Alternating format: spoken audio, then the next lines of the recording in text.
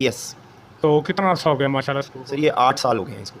तो 8 साल में अभी आपने यहाँ क्या किया? क्या एक्टिविटी दूसरे स्कूलों से हट के की? सर हमने 8 सालों में दूसरे स्कूल से हट के जो चीज़ की है वो ये है कि देखिए लाइक बच्चा तो हमेशा लाइक होता है, उसके बहुत कम चांसेस होते हैं नालायक होने के, लेकिन आप मुख्तलिफ क्या दे रहे हैं, क्वालिटी क्या दे रहे हैं, आप नालायक को लाइक बनाएं।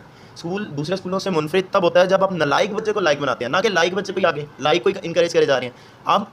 टीचर्स क्या है, उस्ताद क्या होता है? सर उस्ताद ये होता है, उस्ताद का जो नाम है वो उस्ताद इसलिए रखा गया कि वो सिखाता है। वो सिखाता है। एक नालायक बच्चा है उसकी उंगली छोड़ देना कि नहीं ये नहीं कर सकता, इसको आता नहीं है, कंप्लेन ले आना, पेरेंट्स को कंप्लेन दे देना, नहीं।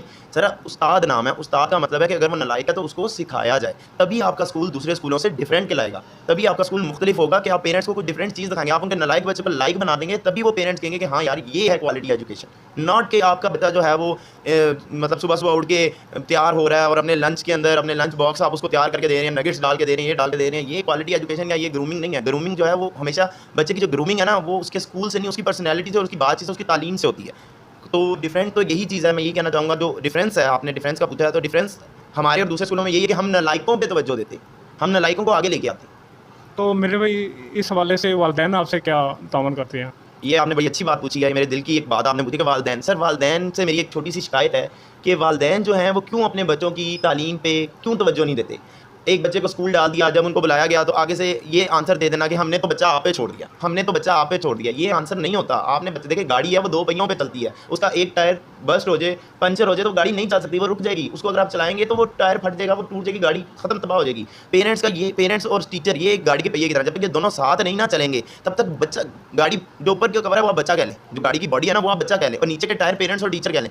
तो हमने उस बॉडी को लेके जाना है गाड़ी की, तो वो नहीं चलेगी नहीं जब तक पेरेंट्स कोऑपरेट नहीं करेंगे। अब ये कह देना कि हमने जी आपके पास ही अकेडमी डाल दिया, आपके पास ही स्कूल डाल दी और अपनी जिम्मेदारी से हाथ उठा लेना, तो ये कोई बात तो नहीं है। हमारे दौर था सर, एक टाइम था जब हमारे वालिदैन ने पढ़ाया, हमारे वालिदैन इतने कोई पढ़े लिखे नहीं है, लेकिन हम उस टाइम की बात है कि हम जब किताब लेके बैठते थे हमारी वालदा सामने बैठ जाती थी। हमारी वालदा को अलग पढ़ना लिखना इतना नहीं आता था, लेकिन सामने बैठ के कहती थी पढ़ो, मैं देख रही हूँ, पढ़ो मैं ये वालिदैन थे। आज के दौर के वालिदैन, बच्चा नहीं पढ़ रहा काम पे डाल दो, उठाओ जी, बच्चा नहीं पढ़ा काम पे डाल दो। ये क्या है कि एक बच्चा नहीं पढ़ा काम पे डाल दो, पहले खुद तो तवज्जो दो। तो माशाल्लाह नबील भाई आपने एक अदारा बनाया है, एक म्यारी अदारा बनाया है, जहाँ तालीम के साथ साथ तरबियत भी दी जाती है। तो इस वक्त स्ट्रेंथ क्या है स्टूडेंट के अपने? सर स्कूल की इस वक्त स्ट्रेंथ जो है वो 300 स्टूडेंट्स हमारे स्कूल में इस वक्त पढ़ते हैं। और स्टाफ? स्टाफ हम 14 टीचर्स हैं, 14। स्टाफ की कम से कम तालीम?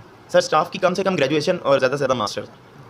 अच्छा मेरे भाई, क्या हुकूमत की तरफ से बताएँ कि क्या इस वक्त हुकूमत के मसाइल हैं? क्या प्राइवेट स्कूलों को कोई हुकूमत मामनत कर रही है या नहीं कर रही? सर 0% मामनत हो रही है। ये तो हमें नज़र आ रहा है कि हुकूमत जो है वो प्राइवेट स्कूलों के साथ क्या कर रही है। देखें, एक रेंट की बिल्डिंग में एक 7 मंथ हमारा लॉकडाउन रहा, 15 मार्च को हमारा, 13 मार्च को हमारे स्कूल बंद हुए, और फिर ये स्कूल खुले 1 सितंबर से बच्चों के, और उसमें भी फिर ग्रुप्स में बच्चों को बुलाया जा रहा है। SOPs के हवाले से हम स्कूल वाले तो अपनी पॉकेट से पे कर रहे हैं इस वक्त। हम बच्चों को मास्क दे रहे हैं, हर क्लास में सैनिटाइज़र, हर लेक्चर के बाद टीचर सैनिटाइज़र कर रही है, बच्चों को सैनिटाइज़ कर रही है। सुबह आते वक्त जो है वो अंकल गार्ड आया, बच्चों को बाकायदा सैनिटाइज़ करके मास्क के साथ अंदर लाते हैं। फिर छुट्टी के वक्त भी, घर जाते वक्त भी हम सैनिटाइज़ करें। हुकूमत ने क्या किया सर, एक मास्क का डब्बा तो स्कूल तक को छोड़ें सर, एक छोटी सी, नहीं मैं कहता कि हर रोज़ मास्क का डब्बा है, चले मंथली 2 मास्क के डब्बे, एक सैनिटाइज़र की बोतल अगर हुकूमत स्कूलों को दे देती तो हुकूमत का क्या जाना था, कुछ भी नहीं जाना था। लेकिन हुकूमत ने, इवन के हुकूमत ने पेरेंट्स को ये भी कह दिया कि फ़ीस लाजमी जमा करवाएं। अब पेरेंट्स हमारे पास आते हैं, वो साफ कहते हैं कि जी 7 मंथ की फ़ीस सॉरी हम नहीं जमा करवा सकते। हुकूमत ने तो 20% रिलीफ दिया, हुकूमत ने तो नहीं छोड़ी फ़ीस, हमने भी रेंट पे किया, हमें भी रेंट नहीं छोड़ा किसी मालिक मकान ने,